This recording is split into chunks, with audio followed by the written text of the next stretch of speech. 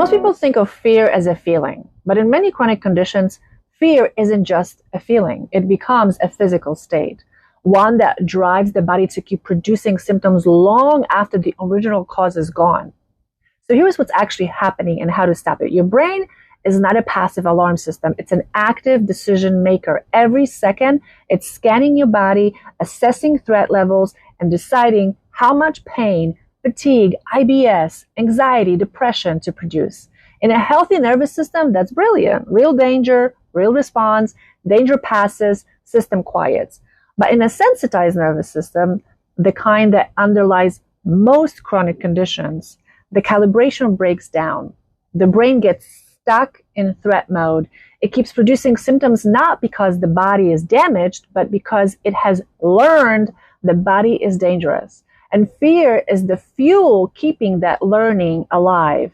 Think of a car alarm so sensitive, it goes off when a bird lands on it. The alarm is real, the threat is not. Every time you feel a symptom and think, what does this mean? Is it getting worse? Is something seriously wrong? Your brain's threat center receives a signal. This is worth being afraid of. You AI search your symptoms. It responds by turning up the volume. Symptoms intensify. Fear spikes. The cycle deepens. And each time the threshold for the next alarm gets lower.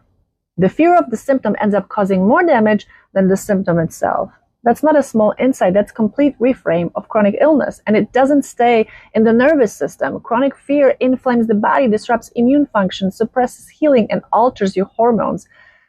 This is one of the reasons unresolved trauma and prolonged stress show up years later as physical illness. So how do you interrupt this?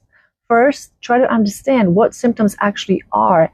They are outputs of the brain, decisions, not only damage reports. When the brain realizes its threat assessment is wrong, that the alarm is firing for no real reason, it can begin to recalibrate. Understanding alone starts to change things.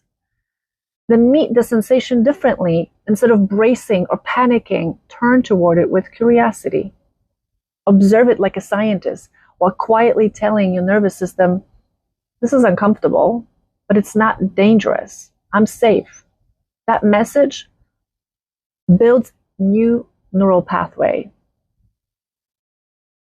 Recovery isn't about eliminating fear overnight. It's about building evidence of safety, slowly, consistently, until the nervous system updates its model of the world. The same neuroplasticity that learned the pain can unlearn it.